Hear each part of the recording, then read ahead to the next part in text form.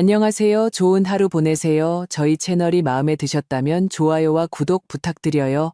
여러분의 응원이 힘이 된답니다. 자, 이제 실화를 하나 들려드릴게요.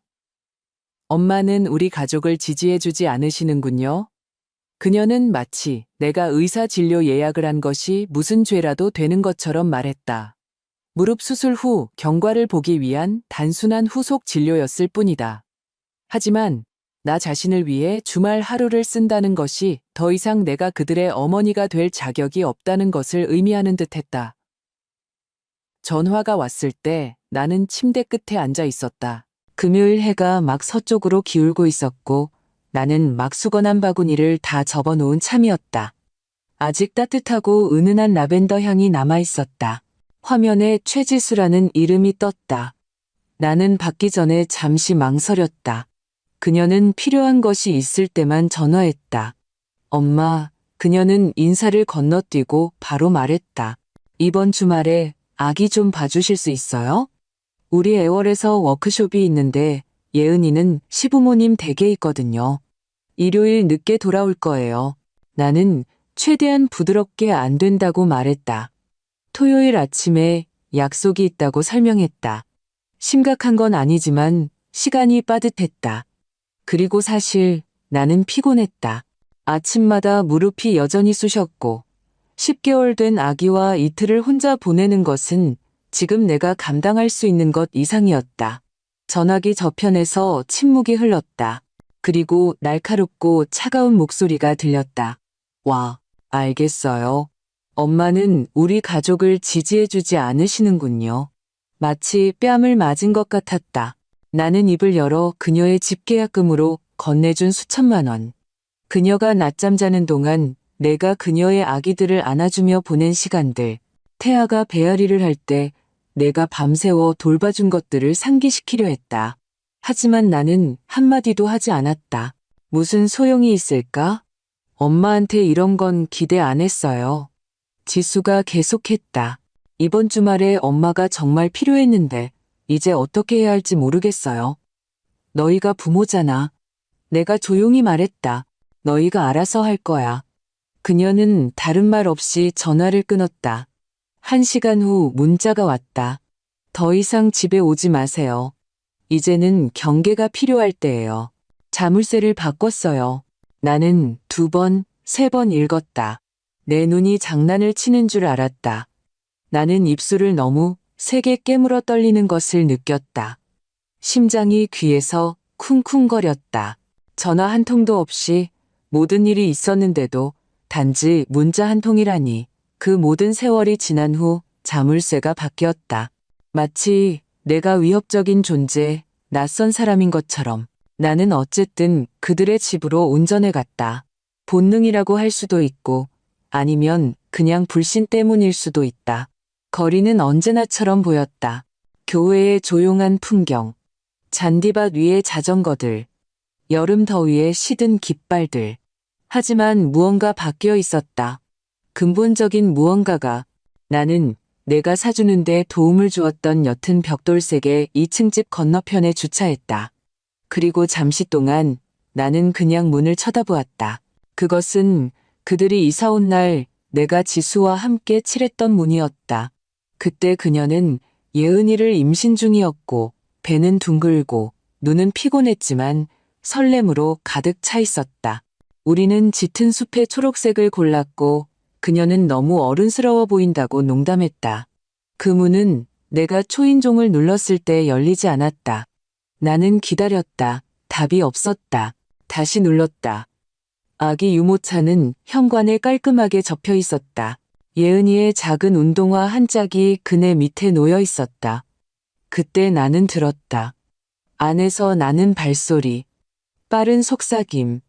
누군가 2층 커튼 뒤에서 엿보았다. 나는 3번째로 초인종을 눌렀다. 희망보다는 습관에 가까웠다. 아무것도 없었다. 열쇠를 써봤다. 5년 동안 썼던 열쇠. 혹시 몰라 복사해준 이후로 계속 돌아가지 않았다. 걸리고 덜컥거리며 움직이지 않았다. 그녀는 정말 자물쇠를 바꾼 것이었다. 나는 천천히 차로 돌아갔다. 마치 깨지기 쉬운 것을 들고 균형을 잡는 것처럼 내가 분노로 떨고 있는지 슬픔으로 떨고 있는지 분간하기 어려웠다. 어쩌면 둘 다일지도. 나는 운전석에 앉아 핸들을 쳐다보았다. 그러다 웃기 시작했다. 조용하고 숨 막히고 어이없는 웃음. 마치 정신을 잃은 것처럼 더듬거리고 헐떡이며 웃음이 터져나왔다. 그런 기분이었으니까 마치 내 삶의 다른 버전에 깨어난 것 같았다. 내 딸이 내가 더 이상 필요 없거나 더 나쁘게는 원치 않는다고 결정한 버전. 집에 돌아와서는 차를 끓이고 마시는 것을 잊었다. 나는 부엌을 돌아다니며 물건들을 만져보았다. 마치 그것들이 진짜라는 것을 자신에게 상기시키려는 듯. 예은이가 그린 그림 카드들은 여전히 냉장고에 붙어 있었다. 최고의 할머니, 사랑해요. 크레용 하트, 빗돌빗돌한 글씨, 내 손을 따라 그린 종이 칠면조. 나는 앉아서 메시지들을 쳐다보았다. 자물쇠, 그 말들. 엄마는 우리 가족을 지지해주지 않으시는군요. 나는 지지해왔다. 그렇지 않았나? 주택담보대출 공동서명. 그들의 보험이 부족했을 때 내 저축으로 충당한 응급제왕절개 수술비, 수많은 식사, 갑작스러운 베이비시팅, 모든 생일 케이크, 내 손으로 직접 꿰맨 모든 할로윈 의상. 나는 영수증을 보관하지 않았지만 증거는 도처에 있었다. 그들의 벽, 찬장, 아이들에게.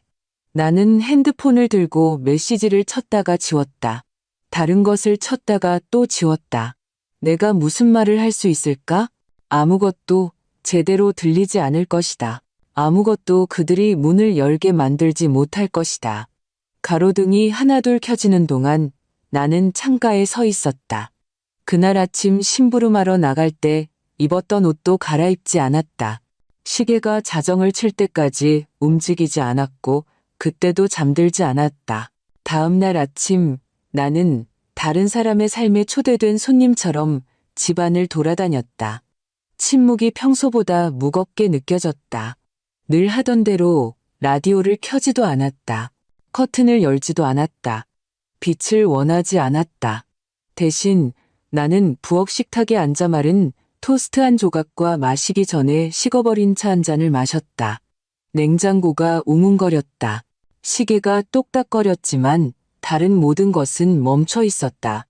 나는 맞은편 빈 의자를 쳐다보았다. 예은이가 주스 박스를 들고 다리를 흔들며 학교 이야기를 하던 자리. 지수가 긴 하루를 마치고 쓰러져 마치 세상이 자기를 살아남게 해준 것에 대해 빚진 것처럼 한숨 쉬던 자리. 내가 어떻게 여기까지 왔을까? 어떻게 어머니에게 그렇게 쉽게 문을 닫을 수 있는 딸을 키웠을까? 정오에 나는 그들이 나에게 준 작은 물건들을 보관하는 작은 깡통을 열었다. 예은이가 준 아파 20대 시절 지수의 스티커 사진, 활짝 웃고 거침없는 모습. 태아가 태어난 후 남편인 민호가 서둘러 쓴 감사 카드. 하지만 거기에는 어머니 없이는 어떻게 했을지 모르겠어요 라고 적혀 있었다. 나는 그 문장을 오랫동안 붙들고 앉아 있었다. 아무래도 그들은 방법을 알아낸 모양이었다. 핸드폰이 한 번 울렸고 나는 깜짝 놀랐다. 하지만 지수가 아니었다. 자동차 보험에 대한 스팸 메시지였다. 나는 핸드폰을 내려놓고 마치 물릴 것처럼 밀어냈다. 그러고 나서 나는 수년 만에 처음으로 한 가지 일을 했다. 나는 폴더를 꺼냈다. 검은색 클립이 달린 커다란 노란색 폴더. 가족 경비라고 빛바랜 잉크로 위에 적혀 있었다. 안에는 기록들이 있었다. 나는 그것들을 보관해왔다. 협상용도 자존심 때문도 아니었다. 나는 직업적으로나 본성적으로나 사서였기 때문이다. 나는 기록하는 사람이었다. 모든 것을 다 기록하지는 않았다. 작은 부탁들, 잠 못 이루는 밤들, 시내를 가로질러 운전하며 보낸 시간들은 절대 기록하지 않았다. 하지만 큰 것들, 돈, 법적인 것들, 내가 할 수 있는 유일한 사람이었기 때문에 떠맡은 의무들은 기록했다. 그들의 집 계약금으로 쓴 1억 2천만 원. 민호가 직장을 잃었을 때 예은이의 병원비를 충당하기 위한 430만 원. 지수가 꼭 필요하다고 말했던 80만 원짜리 유모차. 예은이가 몬테소리 학교에 계속 다닐 수 있도록 내가 도와준 학비. 그 어느 것도 원망하며 준 것이 아니었다. 그때는 아니었다. 나는 여유가 있었다. 나는 마음이 있었다. 그게 역할 아니었나? 주는 어머니, 믿음직한 할머니, 보답을 바라지 않고 모든 것을 계속하게 하는 견고한 배경인물. 하지만 이제 나는 처음으로 나 자신에게 무언가를 묻고 있었다. 누가 나를 돌봐주지? 나는 집을 둘러보았다. 여기에는 아무도 없었다. 내가 괜찮은지 확인하려 전화하는 사람도 없었다. 내가 밥은 먹었는지, 잠은 잤는지, 밤새 울었는지 묻는 사람도 없었다. 나는 그랬다. 슬픔은 크지 않았다. 흐느끼거나 비명을 지르며 오지 않았다. 그것은 내 폐에 먼지처럼 쌓였다. 느리고 숨막히고 그것을 느껴보지 않은 사람에게는 설명할 수 없었다. 그녀는 자물쇠를 바꿨다. 나는 그 말이 얼마나 터무니없이 들리는지 듣기 위해 소리내어 속삭였다. 마치 내가 무모한 침입자인 것처럼 한때는 열과 공포의 밤을 겪으며 딸을 안아주었던 여자 대신 나는 일어섰다. 늘 그랬듯이 무릎이 쑤셨지만 목적을 가지고 움직였다. 나는 거실 선반에서 작은 액자 사진을 꺼냈다. 지수가 아기 예은이를 안고 있는 사진. 그 옆에는 나, 우리 모두 젊고 부드러워 보이는 모습. 나는 그것을 테이블 위에 엎어놓았다. 그러고 나서 나는 침실로 걸어가 변호사의 명함을 찾기 시작했다. 명함은 내가 남겨둔 곳에 있었다. 낡은 주소록 안에 치과와 동물병원 사이에. 나는 남편이 세상을 떠난 후 유언장을 수정할 때 이후로 6년 넘게 박진우 변호사에게 전화한 적이 없었다. 하지만 그는 지수가 고등학생 때부터 나를 알았고 그는 항상 나를 감상적인 늙은 여자가 아니라 머리가 있는 사람처럼 대했다. 나는 번호를 누르고 기다렸다. 법무법인 리버스 앤 맥킨리 이지연입니다. 접수원이 쾌활하게 말했다. 안녕하세요. 박선혜입니다. 몇 년 전에 박 변호사님의 고객이었는데요. 가능한 한 빨리 그분과 약속을 잡고 싶습니다. 잠시 침묵이 흘렀고 키보드 치는 소리가 들렸다. 네, 물론입니다. 박 여사님. 스케줄을 확인해 보겠습니다. 화요일 오전 10시에 뵐 수 있습니다. 완벽해요. 고맙습니다. 그녀는 확인 전화가 필요한지 물었다. 나는 아니라고 말했다. 전화를 끊었을 때 나는 내 안에서 무언가 바뀌는 것을 느꼈다. 이번에는 분노도 슬픔도 아니었다. 이상하고 미묘한 힘, 마치 내가 잃어버린 줄도 몰랐던 내 자신 조각을 주워든 것 같았다. 나는 누구를 고소할 계획이 없었, 서류와 요구를 들고 그들의 문 앞에 나타날 생각도 없었다. 하지만 나는 명확성이 필요했다. 내가 무엇을 쌓았고 무엇을 주었는지 이해해야 했다. 그날 늦게 나는 복도 옷장에서 집이라고 표시된 상자를 꺼냈다. 안에는 등기부등본, 영수증, 보험 서류가 들어있었다. 수년 동안 보지 않았던 것들이었다. 나는 그것을 넘기다가 마침내 찾았다. 지수와 민호가 부엌을 확장하고 아기방을 추가하고 싶어 할 때 두 번째 주택담보대출을 확보하는 데 도움을 주기 위해 내가 서명했던 담보대출 계약서. 그들은 스스로 자격이 없었다. 나는 공동 서명자로 등재되어 있었다. 소유권도 발언권도 없이 오직 책임만 있었다. 나는 다른 폴더, 내 퇴직연금 계좌 명세서를 보았다. 수년에 걸쳐 지수의 계좌로 여러 차례 송금되었다. 취업 공백기라고 그녀는 불렀다. 민호의 다음 수수료 수표가 들어올 때까지만이라고. 나는 상환을 요구한 적이 없었다. 언급조차 하지 않았다. 어쩐지 돈을 돌려달라고 하는 것이 주는 것보다 더 부끄럽게 느껴졌다. 나는 의자에 앉아 서류를 들고 그것들이 스스로 말하게 내버려 두었다. 나는 그들이 삶을 꾸리는 데 도움을 주었지만 나는 그 일부가 아니었다. 작년의 대화가 생각났다. 지수는 어처구니 없게도 민호의 어머니에 대해 불평하고 있었다. 그녀는 항상 자기를 끼워 넣으려고 해. 그녀가 말했다. 죄책감을 주는 걸 참을 수가 없어. 그냥 좀 물러났으면 좋겠어. 그때 나는 동정적으로 고개를 끄덕였다. 하지만 이제 나는 그녀가 나에게 이유가 있어서 그런 말을 했는지 경고였는지 궁금했다. 그날 저녁 나는 수년 만에 처음 보는 것처럼 내 작은 집을 천천히 돌아다녔다. 여기 있는 모든 것은 신중하게 선택되었다. 파란색 꽃무늬 커튼, 낡은 오크 책장, 구석에 있는 흔들의자. 비싼 것은 아니지만 모두 내 것이었다. 나는 창가에 서서 해가 지붕 아래로 미끄러지는 것을 보았다. 저기 어딘가에서 내 딸은 아이들을 잠자리에 눕히고 어쩌면 내가 무질서한 의무라도 되는 것처럼 어떻게 경계를 설정했는지 생각하고 있을 것이다. 글쎄, 경계는 양쪽에서 설정할 수 있다.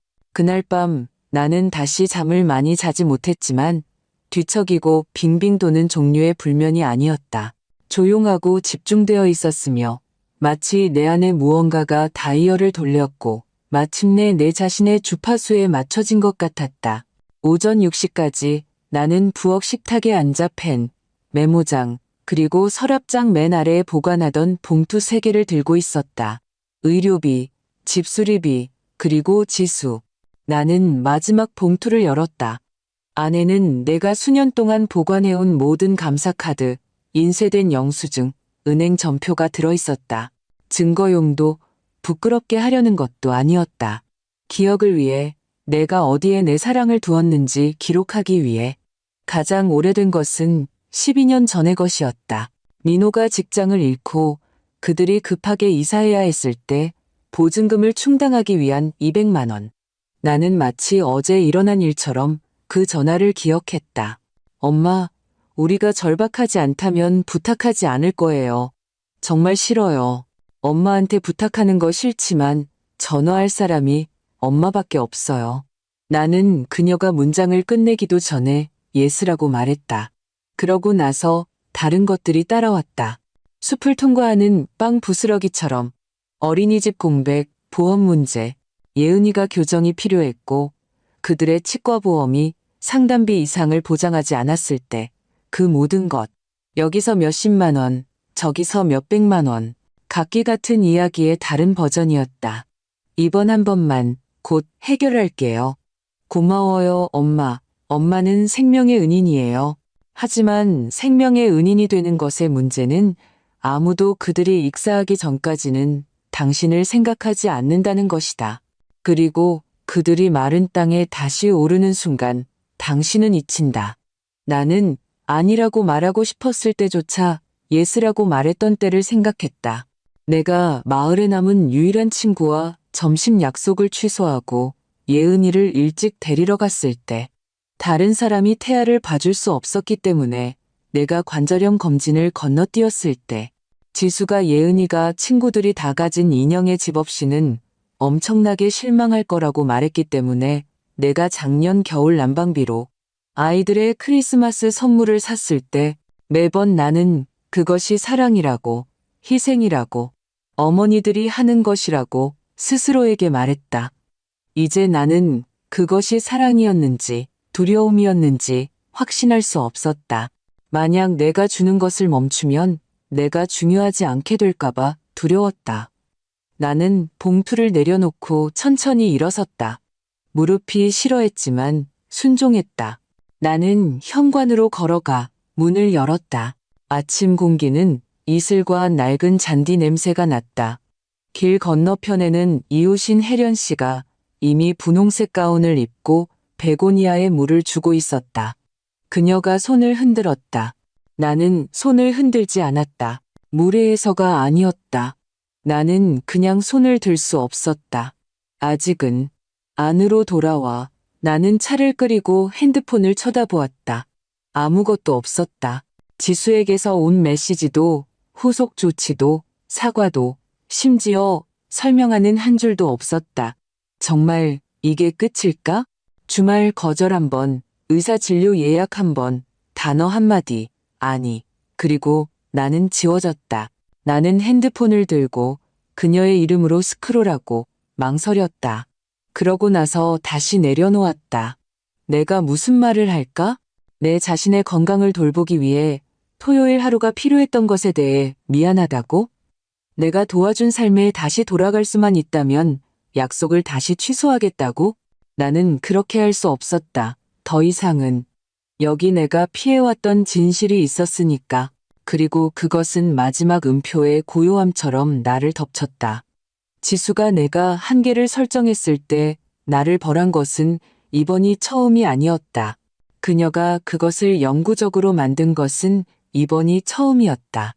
나는 작년에 내가 혈압 문제로 장거리 여행을 삼가라는 의사의 경고 때문에 그들의 기념일에 비행기를 탈 수 없다고 말했을 때를 떠올렸다. 그녀는 그 후 몇 주 동안 나와 이야기하지 않았다. 내가 그녀의 기념일보다 내 질병을 선택했다고 말했다. 그전에는 세례식 때 내가 물리 치료 예약이 없는 날로 날짜를 고려해 줄 수 있는지 물었을 때 그녀는 내가 까다롭게 군다고 드라마는 필요 없다고 말했다. 내가 나 자신을 위해 목소리를 낼 때마다 그녀는 거리감, 냉담함, 침묵으로 반응했다. 그리고 나는 바보처럼 빚진 것도 없는 사과와 함께 선물로 기어 돌아왔다. 지금까지. 이제 나는 가만히 서서 침묵이 내려앉게 내버려 두고 있었다. 나는 문자를 보내지 않았다. 나는 설명을 제공하지 않았다. 나는 깊은 숨을 쉬고 서류 캐비닛으로 걸어가 유산이라고 표시된 폴더를 꺼냈다. 그러고 나서 나는 핸드폰을 들고 박진우 변호사에게 다시 전화했다. 화요일에 논의할 항목을 몇 개 더 추가할 수 있을까요? 내가 물었다. 물론입니다, 박 여사님. 무슨 생각을 하고 계신가요? 제 법적 대리권이요. 철회하고 싶습니다. 그리고 유언장도 좀 수정해야겠어요. 화요일이 빨리 오기를 바랐다. 나는 내가 아는 유일한 방법으로 시간을 채웠다. 청소. 몇 달 동안 빛을 보지 못한 구석을 먼지 털고 부엌 줄눈을 식초와 낡은 칫솔로 문지르고 더 이상 읽을 시력은 없지만 버릴 수는 없는 책들을 재배치했다. 그것은 이상한 종류의 준비였다. 마치 절대 오지 않을 손님을 위해 집을 준비하는 것 같았다. 약속날 아침. 나는 알람이 울리기 전에 일어나 평소보다 오래 거울 앞에 서 있었다. 머리를 빗고 진주 단추가 달린 부드러운 파란색 블라우스를 입고 심지어 립스틱도 살짝 발랐다. 다른 사람을 위해서가 아니었다. 아무도 보지 않을 때 내가 누구인지 기억하기 위해서였다. 박 변호사 사무실까지 운전하는데 30분이 걸렸고 나는 매 순간 머릿속으로 말을 연습했다. 하지만 내가 그와 마주 앉은 갈색 가죽 의자에 앉았을 때 말은 쉽게 나왔다. 딸에게 부여한 법적 대리권을 철회하고 싶습니다. 내가 솔직하게 말했다. 박 변호사는 눈을 깜박이더니 천천히 고개를 끄덕였다. 문제 없습니다. 오늘 서류를 작성할 수 있습니다. 확실하신가요? 박티 여사님? 물론입니다. 나는 무릎 위에 손을 모았다. 그녀는 더 이상 제 삶에 그런 종류의 접근이 필요 없습니다. 그는 자세한 것을 묻지 않았고 나는 그것에 감사했다. 다음으로 우리는 내 유언장을 검토했다. 언어는 모두 그대로였다. 지수와 민호가 주된 상속인. 예은이와 태아는 작은 교육 신탁을 받게 되어 있었다. 집, 계좌, 자산, 모든 것이 그들에게 갈 것이었다. 그것을 바꾸고 싶습니다. 내가 말했다. 박 변호사가 고개를 살짝 기울였다. 모두요? 네. 모든 것을 제 조카인 진아를 위한 신탁에 넣고 싶습니다. 그녀는 저에게 잘해줬어요. 의무감에서가 아니라 그냥 친절함에서요. 그는 다시 고개를 끄덕였다. 그렇게 설정할 수 있습니다. 그건 여사님의 권리입니다. 우리는 한동안 침묵 속에서 일했다. 서류가 바스락거리고 펜이 딸깍거렸다. 그가 가리키는 곳에 서명했고 각 서명마다 내 가슴에서 작은 무게가 사라지는 것을 느꼈다. 떠나기 전에 그는 나에게 철에서 사본을 건네주었다. 만약 따님이 어떤 금융기관에서 여사님을 대신하여 행동하려 한다면 그들은 그것을 거부해야 합니다. 나는 서류를 받아 가방에 깔끔하게 접어넣었다. 고맙습니다. 박 변호사님. 밖은 흐렸지만 나는 가벼웠다. 마치 내가 더 이상 누군가가 내 가치를 알아주기를 기다리지 않는 내 삶의 버전에 들어선 것 같았다. 나는 스스로 해냈다. 집에 돌아와서는 다음으로 은행에 전화했다. 3번의 이체와 1번의 지루한 신원 확인을 거쳐 마침내 나는 선임 계좌부서의 지훈이라는 사람에게 연결되었다. 딸의 계좌로 예정된 모든 이체를 취소하고 싶습니다. 내가 말했다. 즉시요. 그가 망설였다. 모두요, 여사님? 여러 건의 정기결제가 있는 것으로 보입니다. 네, 모두요. 위약금은 제가 처리하겠습니다. 또 다른 침묵. 취소 사유를 여쭤봐도 될까요?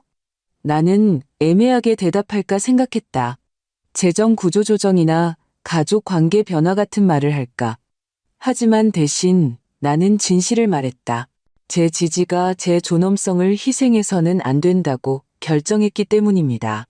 지훈은 잠시 조용했다. 알겠습니다. 오늘 취소를 처리하겠습니다. 고맙습니다. 통화를 마친 후 나는 가만히 앉아 있었다. 방 안의 침묵이 이제는 다르게 느껴졌다. 외롭지도 공허하지도 않고 깨끗했다.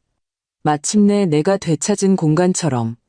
다음 날 아침 나는 은행에 직접 갔다.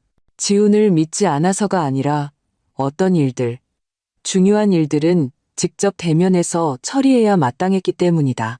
나는 좋은 코트를 입었다. 예전의 교회와 결혼식에 아껴 입던 것이었다.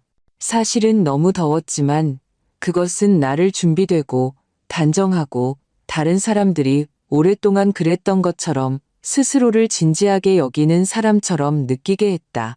지점은 조용했다. 대화의 낮은 웅성거림과 프린터의 부드러운 윙윙거리는 소리만 있었다. 윤기나는 검은 머리의 젊은 여성이 나를 맞이하며 미소를 지었지만 그 미소는 눈까지는 닿지 않았다. 지점장님과 약속이 있습니다. 내가 말했다. 성함이 어떻게 되시나요? 박선혜입니다. 그녀는 무언가를 입력하고 고개를 끄덕이고 대기 공간을 가리켰다. 최 부장님이 곧 뵙겠습니다. 나는 창가에 앉아 양손으로 핸드백을 움켜쥐었다. 긴장해서가 아니라 역사를 쥐고 있었기 때문이었다. 명세서, 영수증, 10년 동안 이루어진 지불 사본. 증거라고 할까? 비록 내가 여기 온 것은 아무것도 증명하기 위해서가 아니었지만 나는 단지 명확성을 원했다. 최 부장님은 10분 후에 나타났다. 날카로운 블레이저와 아무것도 놓치지 않는 눈을 가진 40대 여성이었다. 그녀는 나를 따뜻하게 하지만 전문적으로 맞이했다. 박 여사님, 들어오시죠. 그녀의 사무실은 너무 추웠다. 나는 아무 말도 하지 않았다. 나는 그저 그녀를 따라가 책상 건너편에 앉았다. 계좌에 몇 가지 변경을 원하신다고 들었습니다. 네, 내가 말했다. 딸의 가게로 가는 모든 송금을 영구적으로 취소하고 싶습니다. 그리고 별도의 신탁을 만들고 싶습니다. 그녀는 눈도 깜박이지 않고 펜을 집어들었다. 이미 수혜자를 염두에 두고 계신가요? 제 조카 임진아입니다. 그녀는 부산에 살아요. 매년 방문합니다. 그냥 안부를 묻기 위해 전화합니다. 제가 아팠을 때 수프를 가져다 주기 위해 2개 줄을 건너 운전해 온 적도 있습니다. 최 부장님은 말없이 고개를 끄덕였다. 이전에 딸의 가게로 지정되었던 자금을 이 신탁으로 돌리고 싶습니다. 내가 계속했다. 하지만 정기 결제뿐만 아니라 제가 가족 필요를 대비해 보관하고 있던 모든 남은 재량 자금도요.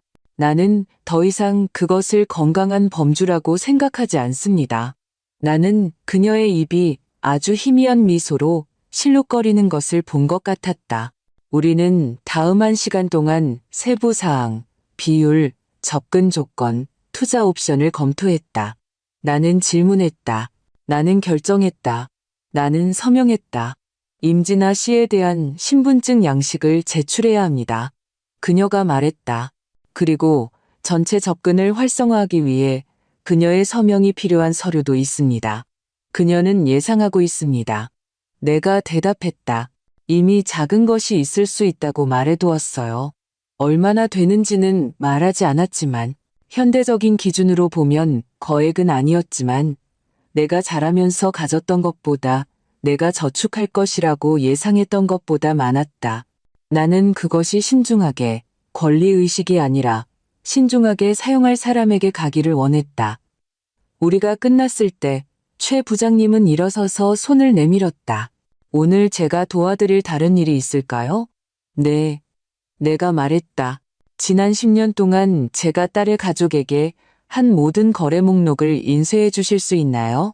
그녀는 눈썹을 치켜떴지만 아무 말도 하지 않고 키보드를 두드렸다. 몇 분 후 그녀는 나에게 한 묶음을 건네주었다. 입금, 송금, 지불이 페이지마다 적혀 있었다. 나는 그 묶음을 받아보지 않고 핸드백에 넣었다. 고맙습니다. 밖에는 해가 나왔다. 나는 천천히 차로 걸어갔다. 서류들이 내 옆구리를 부드럽게 눌렀다. 무겁지 않고 그냥 진짜였다. 집에 돌아와 나는 차를 끓이고 식탁 위에 페이지들을 펼쳤다. 내 이름이 반복해서 인쇄되어 있었다.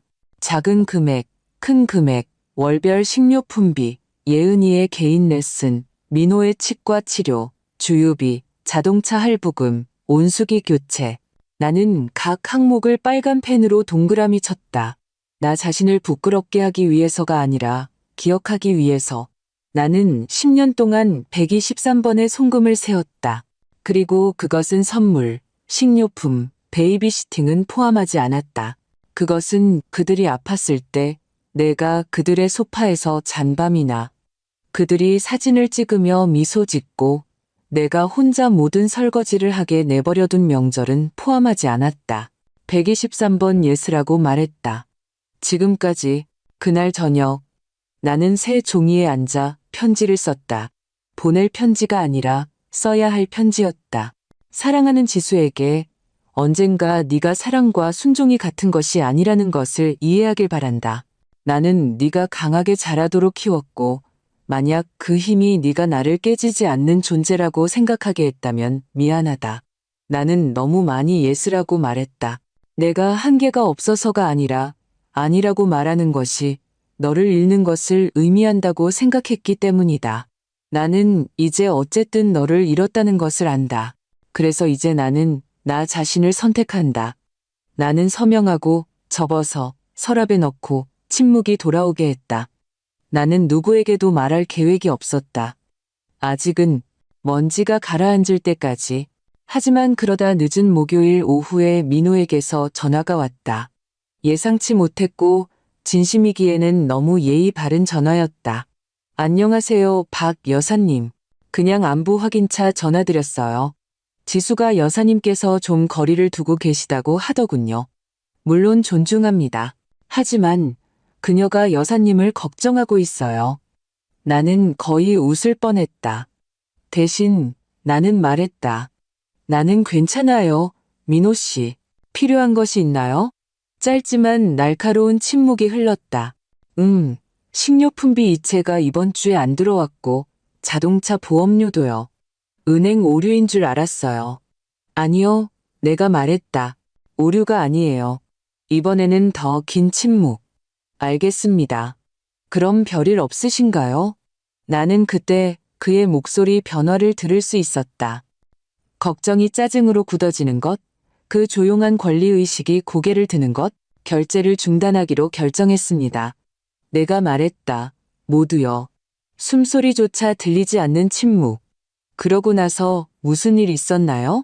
나는 그에게 정말 물어봐야 하는지, 그가 자신의 아이들을 잠재운 여자의 자물쇠를 바꾸는 것이 정상이라고 생각하는지 물어보고 싶었다. 하지만 그러지 않았다. 대신 나는 말했다. 지수가 내가 더 이상 당신들 가족의 일부가 아니라는 것을 분명히 했어요.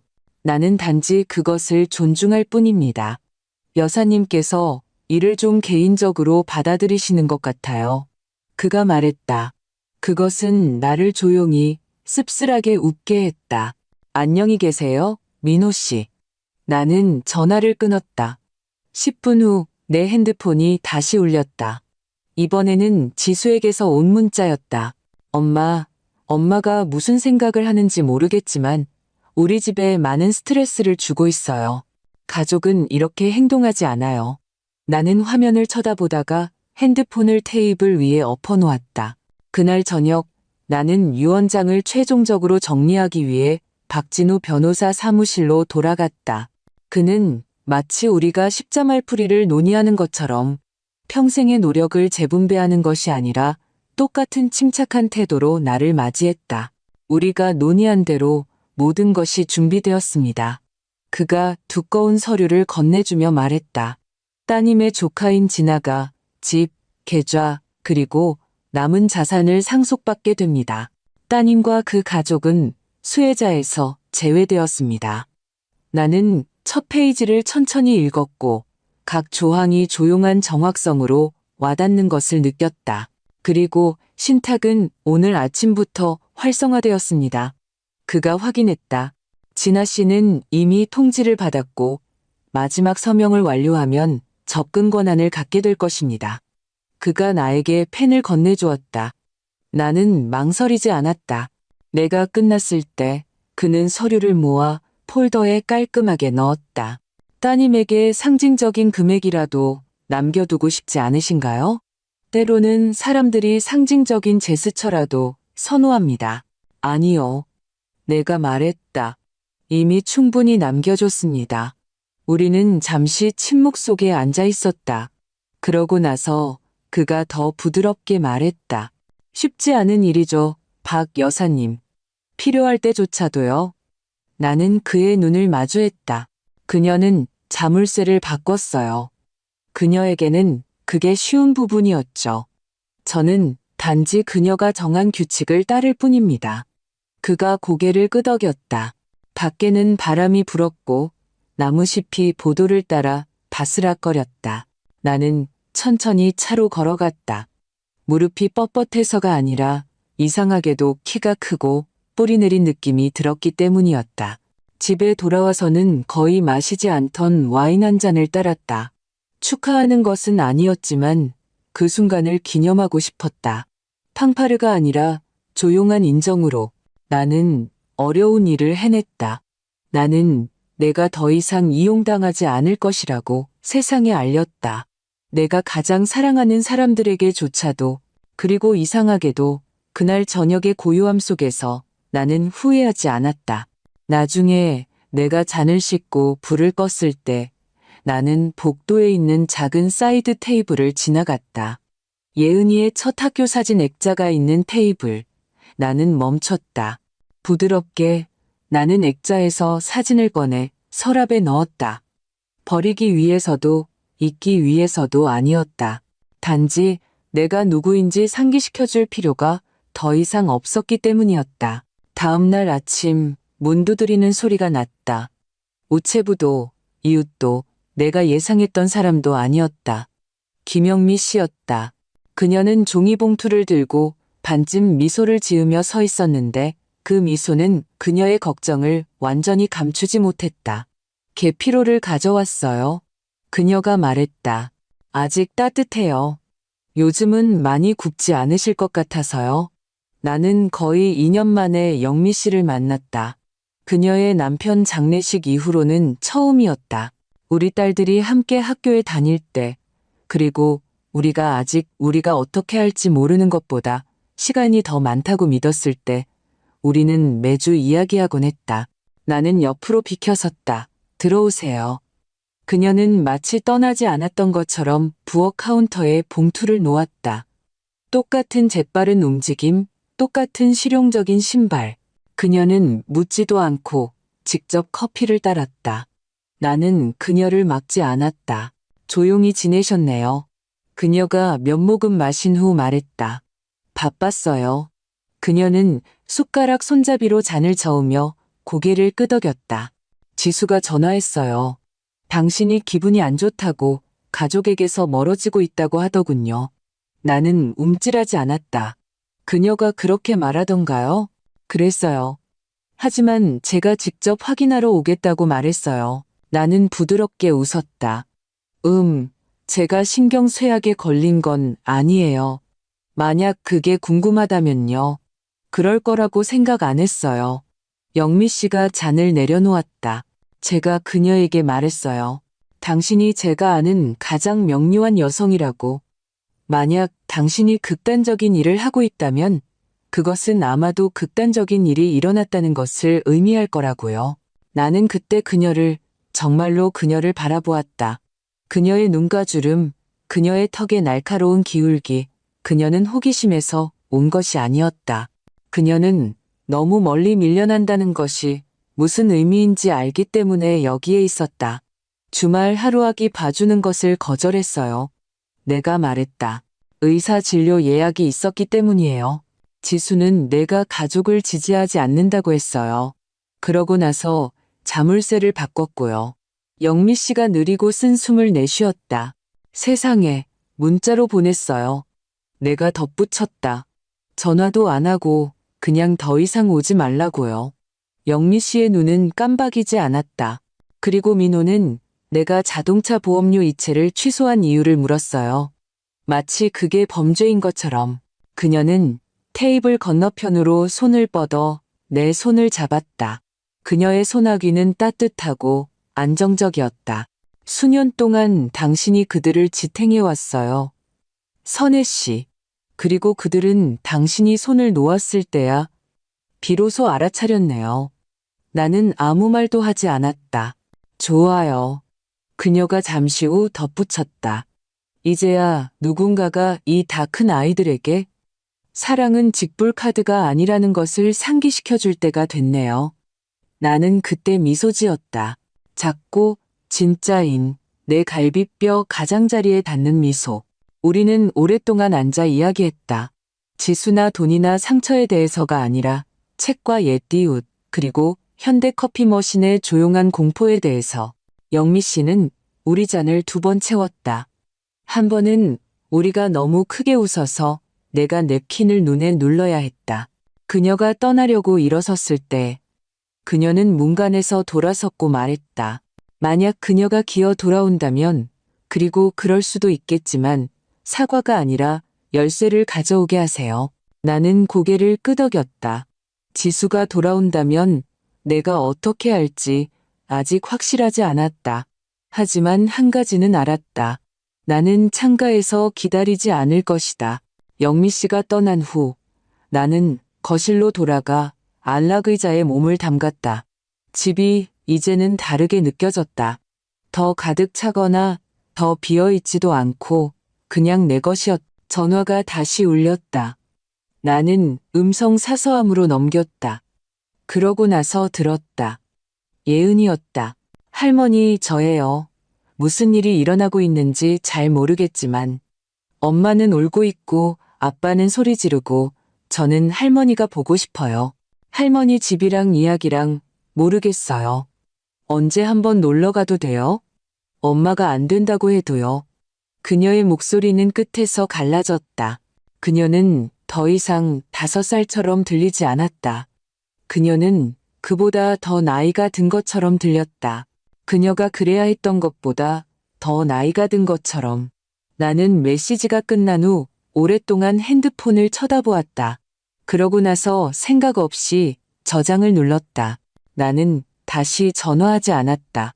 아직은. 하지만 나는 카운터에 보관하는 작은 노란 메모지에 그녀의 이름을 적었다. 예은, 약속으로서가 아니라 시작으로서. 편지는 다음날 왔다. 진짜 편지, 봉투, 우표, 앞면에 그녀의 필체. 나는 즉시 알아차렸다. 지수는 항상 대문자 뒤를 뒤집힌 CSE처럼 썼는데 3학년 선생님이 도저히 고쳐주지 못했던 것이었다. 나는 봉투를 열기 전에 5분 동안 들고 있었다. 안에는 파란색 잉크로 쓴 2페이지가 있었다. 인사도 사랑하는 엄마도 없이 첫 문장이 뺨을 때리는 것 같았다. 엄마가 이 가족에게 무슨 짓을 하고 있는지 깨닫길 바라요. 나는 계속 읽었다. 그녀는 민호가 격분했고 예은이가 혼란스러워했고 이 모든 것의 타이밍이 그들이 상황을 안정적으로 유지하기 위해 얼마나 열심히 노력하고 있는지를 고려할 때 최악일 수 없다고 썼다. 내 행동이 비정상적이 되었고 그녀는 상처받았지만 또한 걱정된다고 했다. 그녀는 내가 우울한지 어쩌면 이야기할 사람이 필요한지 물었다. 그녀는 가볍게 치료를 제안했다. 사람들이 자신을 모욕하고 있지 않은 척할 때 하는 방식이었다. 그녀는 자물쇠를 언급하지 않았다. 그녀는 문자를 언급하지 않았고 분명히 사과하지 않았다. 마지막 단락이 결정적이었다.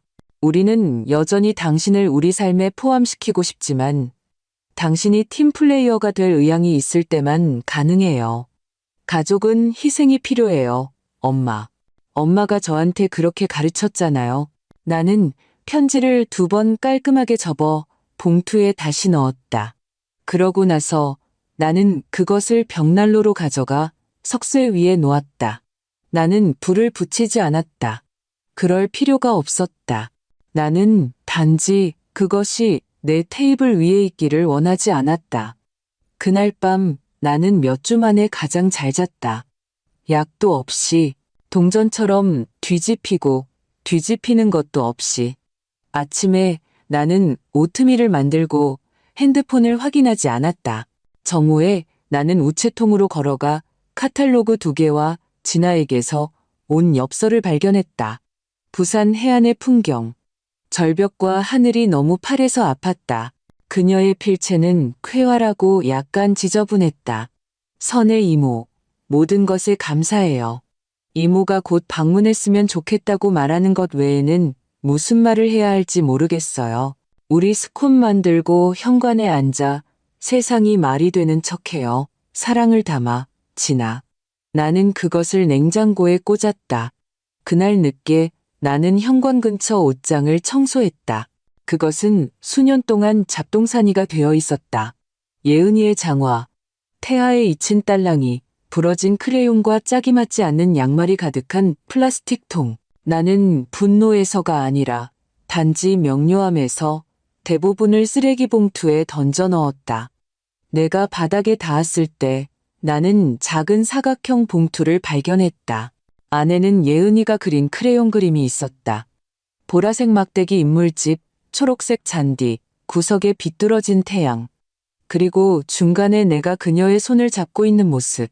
굵은 글씨로 나와 할머니의 집. 나는 종이를 평평하게 펴고 주름을 펴고 보관이라고 표시된 폴더에 넣었다. 나는 내가 누구인지 기억하기 위해 지수의 허락이 필요하지 않았다. 그날 저녁 부엌 바닥에 황금빛이 비칠 때 나는 신선한 차 한 잔을 끓이고 창가에 앉았다. 핸드폰이 다시 울렸지만 나는 움직이지 않았다. 이제는 내 시간이었다. 의무도 설명도 없이 마침내 올바른 방식으로 사랑받기를 간청하는 것을 멈춘 사람의 조용한 존엄성만이 있었다. 나는 1년 넘게 도서관에 가지 않았다. 42년간의 봉사와 3년간의 자원봉사 끝에 마침내 명찰을 반납한 날 이후로는 가지 않았다. 나는 때가 되었다고 말했다. 관절이 쑤셨다. 컴퓨터는 나보다 빨라지고 있었다. 그리고 새로운 관장은 항상 나를 겨우 참고 있는 것처럼 미소 짓는 버릇이 있었다. 하지만 월요일 무언가가 나를 문 밖으로 밀어냈다. 죄책감도 외로움도 아니었다. 호기심이었다. 나는 캔버스 가방에 메모장과 펜만 넣고 집에서 6블록을 걸었다. 빵집을 지나, 낡은 영화관이 있던 빈 주차장을 지나, 넓은 유리문이 있는 익숙한 돌건물에 도착할 때까지. 냄새는 같았다. 종이, 먼지, 그리고 그들이 바닥에 사용하던 레몬 광택제의 희미한 기운. 내 신발은 타일 위에서 똑같은 부드러운 타닥 소리를 냈다. 나는 천천히 움직였다. 고통 때문이 아니라 경외심 때문이었다. 이곳은 내 성인 생활 대부분 동안 내 2번째 집이었다. 책상 뒤에는 내가 알아보지 못하는 젊은 여성이 앉아 있었다. 빨간 머리, 두꺼운 안경, 목에 걸린 이어버드. 그녀가 고개를 들고 정중하게 미소 지었다. 안녕하세요. 뭘 찾아드릴까요? 아니요, 괜찮습니다. 내가 말했다. 그냥 둘러보는 중입니다. 나는 서가를 돌아다녔다. 소설, 큰 글자, 지역 역사, 모두 같은 서가. 단지 몇 개의 새로운 책등만 있을 뿐. 오래된 인기작들 중 일부는 여전히 거기에 있었다. 내가 수백 번 다시 꽂았던 제목들, 오래된 이웃의 얼굴처럼 아는 표지들. 어린이 코너에서는 6살도 안 된 남자아이가 책상다리를 하고 앉아 혼잣말을 하듯 소리내어 읽고 있었다. 그의 어머니는 근처에서 핸드폰에 반쯤 정신이 팔려 있었다. 그는 앞니에 틈이 있었고 그의 목소리는 확신에 차 있었고 그가 더듬지 않은 모든 단어를 자랑스러워했다. 나는 잠시 그를 지켜보았다. 그 나이 때의 예은이를 기억하며 그녀가 내 옆에 웅크리고 우리가 마지막 페이지에 도달하기도 전에 책의 결말을 속삭였던 것을. 나는 그 기억이 나를 아프게 하지 않게 했다. 대신 나는 미소 지었다. 뒤편 참고 문헌 섹션에서 나는 익숙한 광경을 보았다. 낡은 기증 카트. 사람들은 책을 기증하곤 했다. 대부분 척추가 갈라지거나 커피 얼룩이 묻은 문고판이었다. 나는 직접 그것들을 분류하며 무엇을 구할 수 있고 무엇을 버리는 것이 최선인지 결정하곤 했다. 내가 책등을 훑어보기 위해 몸을 기울였을 때 내 뒤에서 누군가가 말했다. 박선의 여사님이시죠? 나는 천천히 돌아섰다. 앞 데스크에 빨간 머리 여성이 클립보드를 들고 서 있었다. 네, 내가 말했다. 하지만 더 이상 직원은 아닙니다. 알아요. 하지만 여사님에 대해 들었어요. 여름 독서 프로그램을 운영하셨다면서요? 20년 동안요? 23년이요. 내가 미소 지으며 정정했다. 에어컨이 제대로 작동하기 전에는 최고 독자들에게 아이스크림을 나눠주곤 했어요. 그녀가 활짝 웃었다. 저는 유나예요. 2달 전에 시작했어요. 솔직히 좀 벅차네요. 글쎄요. 내가 부드럽게 말했다. 십진분류법은 변하지 않았어요. 그건 다행이죠. 그녀가 웃더니 망설였다. 혹시 언젠가 한번 와주실 수 있을까요? 기증도서 분류하는 걸 도와주셨으면 해서요. 일이 너무 밀려서 2손이 필요해요. 그것은 나를 놀라게 했다. 가족이나 죄책감이나 의무와 관련 없는 진짜 일에 필요하다는 것. 그러고 싶네요. 내가 말했다. 그녀는 안도하는 것 같았다. 좋아요. 부담 갖지 마세요. 그냥 마음 내키면요. 나는 그날 오후 천천히 집으로 걸어갔. 부드러운 바람이 내 목덜미를 스쳤다. 나는 무겁게 느껴지지 않았다. 나는 작게 느껴지지 않았다. 나는 유용하게 느껴졌다. 내 방식대로. 그날 밤 나는 새 메모장을 열고 첫 페이지 상단에 썼다. 내가 여전히 사랑하는 것들. 오래된 책, 조용한 아침, 계피차, 진아의 엽서, 나 자신의 회사. 나는 잠시 멈췄다가 덧붙였다. 사과 없이 아니라고 말하기. 민호에게서 전화가 온 것은 목요일 오후였다. 나는 봄비 후에 무성하게 자란 로즈메리 덤불을 다듬고 있었다. 내 앞치마 주머니에서 핸드폰이 울렸고 잠시 동안 나는 음성 사서함으로 넘길까 생각했지만 받았다. 그의 목소리는 긴장되고 딱딱했다. 선의 여사님, 이야기 좀 해야겠습니다. 나는 바로 대답하지 않았다. 나는 마른 가지 하나를 꺾어 퇴비통에 버렸다. 우리는 인내심을 가지려고 노력했습니다. 그가 계속했다. 하지만 이건 감당이 안 됩니다. 나는 담장에 기대어 해가 내 어깨를 따뜻하게 하도록 내버려 두었다. 정확히 뭐가 감당이 안 되는데요? 내가 물었다. 돈이요? 그가 쏘아붙였다. 갑작스러운 취소, 신탁 문제, 지수가 정신을 못 차리고 있어요. 그녀는 나에게 자물쇠를 바꿨어요. 민호 씨. 그녀는 화가 났어요. 나는 의료 예약이 있어서 주말 하루 베이비시팅을 거절했어요. 침묵이 흘렀다. 그녀는 버려졌다고 느꼈어요. 그녀는 불편하다고 느꼈어요. 내가 정정했다. 그리고 성인 여성처럼 나와 이야기하는 대신 문자를 보내고 자물쇠를 바꿨어요. 그녀는 많은 압박을 받고 있어요. 우리 모두 압박을 받고 있어요. 내가 말했다. 하지만 우리 모두가 어머니를 끊어버림으로써 보복하지는 않아요. 그는 거친 숨을 내쉬고 톤을 바꾸었다. 자, 합리적으로 이야기합시다. 여사님께서 입장을 표명하고 계시다는 것 우리도 압니다. 하지만 이것은 예은이를 아프게 하고 있어요. 그녀는 여사님을 그리워합니다. 매일 밤 여사님에 대해 물어봅니다. 그 말은 내가 예상했던 것보다 더 나를 찔렀다. 그것이 조작적이었기 때문이 아니라 사실이었기 때문이었다. 하지만 나는 조용히 있었다. 이걸 바로잡고 싶지 않으신가요? 그가 물었다. 그녀를 위해서요. 나는 숨을 쉬었다. 손녀와의 관계를 원합니다. 내가 말했다. 하지만 침묵과 돈으로 그것을 얻지는 않을 겁니다. 더 이상은요. 그래서요? 이건 처벌인가요? 아니요. 내가 말했다. 이건 경계입니다. 당신 두 사람이 결정을 내렸고 저는 마침내 제 결정을 내리는 중입니다. 그의 목소리가 다시 굳어졌다. 당신이 이 가족을 파괴하고 있습니다. 아니요. 내가 침착하게 말했다. 수년 동안 제가 그것을 지탱해왔습니다. 당신은 제가 멈출 때까지 알아차리지 못했을 뿐입니다. 나는 통화를 끝냈다. 나는 울지 않았다. 나는 로즈마리로 돌아갔다.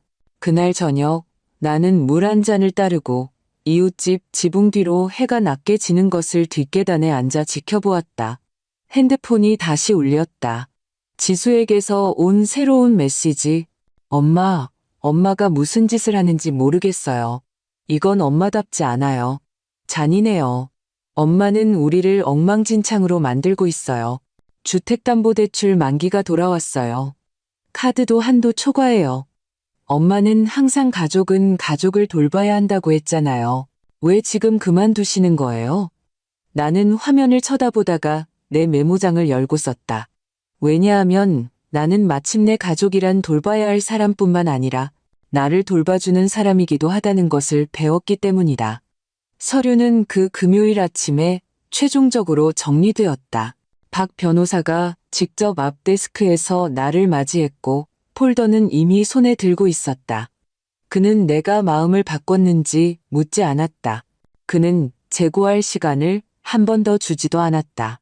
그는 단지 모든 것이 순서대로입니다. 라고 말하고 나를 그의 사무실로 안내했다. 우리는 줄줄이 서명을 검토했고 여기에 내 이니셜, 저기에 전체 이름, 맨 아래에 최종 서명. 내가 펜을 돌려줄 때쯤에는 손이 아팠지만 어깨는 몇 년 만에 가장 가벼웠다. 공식적으로 끝났습니다. 박 변호사가 마지막 페이지를 폴더에 넣으며 말했다. 더 이상의 조치는 필요 없습니다. 감사합니다. 내가 말했다. 진심으로요. 그가 작고 진짜인 미소를 지었다. 용감한 일을 하셨습니다. 선혜 여사님. 용감하게 느껴지지 않았다. 단지 오래전에 했어야 할 일처럼 느껴졌다. 밖에는 바람이 불었다. 초여름 구름이 모여들고 있었고 거리는 아스팔트와 나무심 냄새가 났다. 나는 바로 집으로 가지 않았다. 대신 나는 역으로 가서 표를 샀다. 편도, 주중 출발. 목적지, 부산 해안. 진아가 한 번 이상 제안했다. 와서 머물러요. 와서 숨 쉬어요. 언제든지 쓸 수 있는 게스트룸이 있어요. 그녀가 말했다. 바다는 듣고 싶지 않은 모든 것을 잠재울 만큼 시끄러워요. 나는 항상 나중에라고 말했다. 명절 후에, 예은이 생일 후에, 다른 사람의 필요가 지난 후에. 이제 더 이상 변명할 것이 없었다. 집에서 나는 짐을 싸기 시작했다. 서두르지도 허둥대지도 않고 서랍 하나씩 필요한 것만 편안한 신발, 따뜻한 스웨터, 내 메모장, 몇 권의 좋아하는 책, 옷장 뒤편에서 나는 5년 전 크리스마스에 지수가 준 파란색 스카프를 발견했다. 여전히 티슈 페이퍼에 쌓여 있었다. 나는 잠시 동안 손으로 그것을 눌렀다가 조심스럽게 접어 기부더미에 놓았다. 부드럽고 아름다웠지만 따뜻하지는 않았다. 가방이 가득 찼을 때 나는 여성보호소에 전화해서 픽업을 예약했다. 나는 더 이상 기념품이 필요하지 않았다. 나는 공간이 필요했. 그날 저녁 나는 침실에 서서 주위를 둘러보았다. 집이 더 작거나 외롭게 느껴지지 않았다. 그것은 일시정지된 것 같았다. 마치 일부러 끝내지 않은 노래처럼. 나는 이웃에게 짧은 메모를 쓰고 우편물 보관 지시를 남기고 알람을 맞췄다. 나는 잘 잤다. 아침에 나는 커피를 끓이고 바닥을 따라 기어가는 빛을 보고 온전히 내게 속한 하루를 시작했다. 역에서 나는 일찍 탑승하여 창가 좌석을 찾았고 도시가 오래된 영화처럼 지나가는 것을 보았다. 여행 중간쯤 나는 핸드폰을 꺼냈다. 새로운 메시지 하나. 다시 지수. 신탁에 대해 들었어요. 진아라니, 정말요?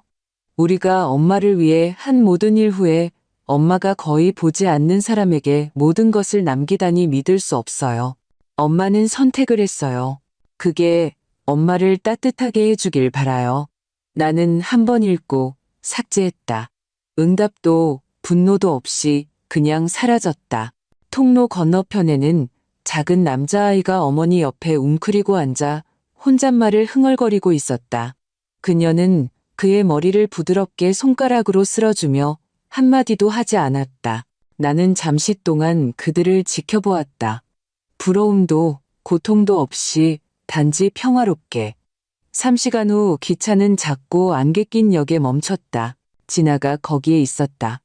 차 옆에 서서 퍼레이드에서 아이처럼 양손을 흔들고 있었다.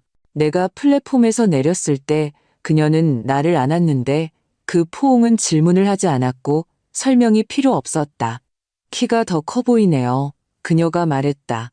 그렇게 느껴져. 그녀가 웃었다. 가요. 스콘 만들었어요. 그리고 현관에 이모 이름이 쓰인 의자가 있어요. 우리는 창문을 내리고 운전했다. 바닷바람이 우리 주위를 감쌌다. 부드럽고 차갑고 깨끗했다. 진아의 집은 파도 소리를 들을 수 있을 만큼 높지만 볼 수는 없는 절벽 위에 자리 잡고 있었다. 바람이 긴 풀 사이를 속삭임처럼 움직였고 현관은 단지 풍경을 담는 것이 아니라 당신을 안으려는 팔처럼 앞을 감싸고 있었다. 아는 시나몬과 깨끗한 세탁물 냄새가 났다.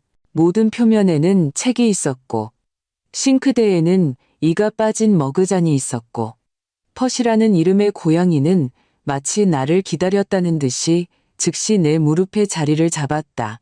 나는 바로 짐을 풀지 않았다. 그럴 필요가 없었다. 진아는 이미 게스트 침대에 수건과 스웨터를 놓아두었고 이야기하고 싶으면 정원에 있을게요. 안 하고 싶어도 여전히 거기 있을게요라는 메모도 함께 놓아두었다. 나는 그 첫날 저녁 무릎에 담요를 덮고 손에 스콘을 들고 현관에 앉았다. 진아는 와인 한 잔을 들고 내 옆에 와서 10분 동안 아무 말도 하지 않았다. 단지 내 옆에서 숨 쉬었다. 마침내 그녀는 물었다. 괜찮으세요? 그리고 나는 진실을 말했다. 모든 것을. 나는 자물쇠, 문자. 내가 아니라고 말했을 때 지수의 목소리가 어떻게 변했는지에 대해 말했다. 나는 영수증 폴더, 철회된 법적 대리권, 유언장, 신탁에 대해 말했다. 나는 더 이상 많이 울지 않는다고 말했다. 아프지 않아서가 아니라 마침내 슬픔과 죄책감의 차이를 이해했기 때문이었다. 그녀는 동정이 아니라 함께 있는 것으로 들었다. 내가 끝냈을 때 그녀는 말했다. 이모는 이 가족의 여성들이 배우지 못한 일을 하신 것 같아요. 자신을 선택하신 거예요. 나는 고개를 끄덕였다. 74년밖에 안 걸렸네. 그녀는 미소 지었다. 대부분보다 여전히 빠르네요. 우리는 별이 나올 때까지 황혼 속에 앉아 있었다. 그러고 나서 우리는 안으로 들어가 차를 끓였다. 나는 그날 밤 창문을 열고 잤다. 바다 소리가 숨결처럼 들어오고 나갔다. 다음 날 아침 우리는 해안선까지 걸어갔다. 자갈길에서 무릎이 항의했지만 나는 계속 걸었다. 필요할 때 진아의 팔에 기대며 사과하지 않고 물가에서 나는 신발을 벗고 차가운 소금물이 내 발목을 찌르게 내버려 두었다. 이거 내가 말했다. 정직하게 느껴져. 진아는 단지 고개를 끄덕였다. 그래서 제가 떠나지 않았어요. 그날 오후 우리는 복숭아 코블러를 굽고 현관에서 진러미를 하고 고양이가 영어를 이해하는지에 대해 부드럽게 논쟁했. 퍼시는 아무런 의견도 제시하지 않았다. 해질녘쯤 내 핸드폰이 울렸다. 또 다른 메시지. 이번에는 다른 내용. 엄마, 이걸 어떻게 고쳐야 할지 모르겠어요. 그러고 싶지만 모든 게 부서진 것 같아요. 예은이가 계속 엄마에 대해 물어봐요. 잠자리에 들 때 울어요. 민호는 내가 왜 더 화를 내지 않는지 이해하지 못하지만 모르겠어요. 엄마가 보고 싶은 것 같아요. 나는 화면을 쳐다보았다. 진아가 알아차렸다. 나는 고개를 끄덕였다. 그녀가 나를 보고 싶대. 믿으세요? 내가 줬던 것을 그리워한다고 믿어. 그게 같은 건가요? 나는 대답하지 않았다. 아직은. 대신 나는 현관으로 다시 나가 하늘을 보았다. 라벤더와 오렌지색으로 물들어 있었고 갈매기들이 물 위를 천천히 돌고 있었다. 잠시 동안 나는 지수가 예전 모습으로 상상했다. 8살 아이스크림으로 끈적끈적하고 뒷마당을 맨발로 뛰어다니며 2분마다 엄마, 보세요 라고 외치는 모습. 그러고 나서 나는 마지막 문자, 자물쇠, 침묵을 상상했다. 나는 그것들을 조화시킬 수 없었다. 어쩌면 나는 그럴 운명이 아니었는지도 모른다. 그날 밤 나는 대답하는 대신 바다 소리를 들었다. 나는 핸드폰을 창턱에 놓고 아직은 이라고 속삭였다. 바람이 마치 나를 들은 것처럼 열린 방을 통해 움직였다. 일주일이 지나고 2주일이 지났다. 나는 계획보다 오래 진아의 게스트룸에 머물렀다. 그녀는 내가 너무 오래 머물렀다고 암시한 적이 없었다. 그녀는 단지 침대에 담요를 하나 더 추가하고 서랍에 차십을 더 넣었다. 우리는 리듬을 개발했다. 느린 아침, 긴 산책, 작은 식사. 그녀는 오후에 썬룸의 노트북에서 일했고 나는 읽고 있던 소설들을 읽었다. 저녁에는 현관에 앉아 세상이 부드러워지게 내버려 두었다. 나는 매 시간 핸드폰을 확인하지 않았다. 나는 무엇이 기다리고 있을지 걱정하지 않았다. 그리고 내가 보았을 때 나는 예은이에게서 온 메시지 하나만 보았다. 안녕하세요 할머니. 엄마가 할머니가 여행 중이라고 했어요. 재미있게 지내고 계시길 바라요. 할머니한테 줄 그림을 그렸는데 어디로 보내야 할지 모르겠어요. 작년에 할머니가 만들어주신 큰 쿠키랑 할머니랑 저예요. 곧 답장해 주세요. 너무 보고 싶어요.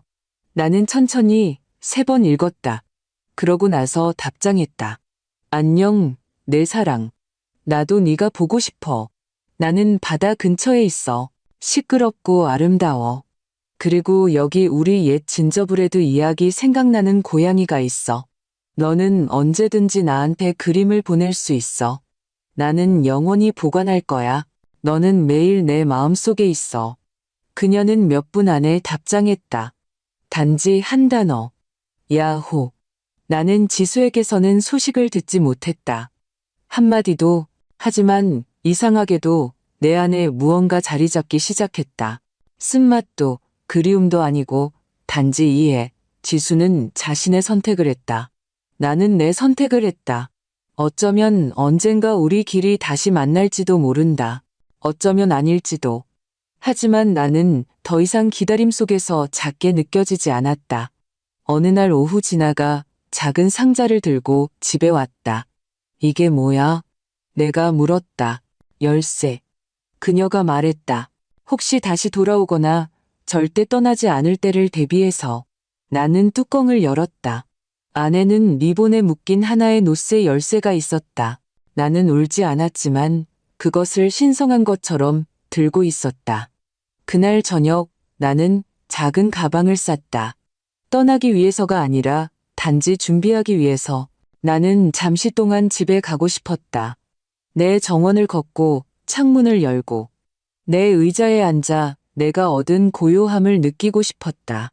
진아는 나를 기차역까지 데려다 주었다. 그녀는 내가 언제 돌아올지 묻지 않았다. 집은 내가 떠났을 때와 똑같았다. 깨끗하고 조용하고 기다리고 있었지만 니디하지는 않았다. 나는 로즈메리에 물을 주었다. 나는 현관에 앉았다. 나는 차를 끓였다. 하루 후 문 두드리는 소리가 났다. 지수가 아니었다. 예은이 계단에 서서 접힌 그림을 손에 들고 배낭은 한쪽 어깨에 비뚤어져 있었다. 그녀는 내가 한때 유아용 침대 난간을 통해 깜박이는 것을 보았던 똑같은 커다란 눈으로 나를 올려다보았다. 엄마가 데려다 줬어요. 그녀가 말했다. 괜찮다면 주말에 머물러도 된다고 했어요. 나는 말없이 문을 열었다. 안으로 그녀는 신발을 벗고 냉장고로 달려가 여전히 걸려있는 엽서를 보고 웃었다. 보관하셨네요. 그녀가 말했다. 물론이지. 그날 밤 그녀는 내 옆 소파에 웅크리고 앉았다. 코코아를 손에 들고 낡은 담요를 다리 주위에 두르고 우리는 자물쇠나 침묵이나 패턴을 깬 주말에 대해 이야기하지 않았다. 우리는 그녀가 가장 좋아하는 이야기를 읽었다. 여우와 달빛. 그리고 그녀가 항상 내게 다시 속삭이게 했던 문장이 있는 이야기. 집은 누군가가 당신을 기다리는 곳이다. 나는 그녀의 머리에 키스했다. 그리고 그 순간 나는 내가 옳은 일을 했다는 것을 알았다. 나는 그녀를 버리지 않았다.